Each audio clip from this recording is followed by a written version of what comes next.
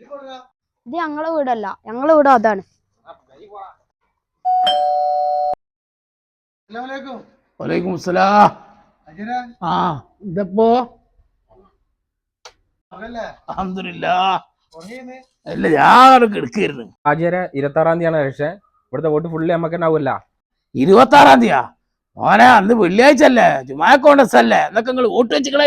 ഇപ്രാവശ്യം വെള്ളിയാഴ്ചെങ്കിലും വന്ന് നോക്കി ചെയ്തില്ലെങ്കിൽ അടുത്ത പ്രാവശ്യം ചിലപ്പോ പെരുന്നാൾക്കും വിഷുവിനൊക്കെ എനിക്കാരോ വരിക, ക്രിസ്മസിനും.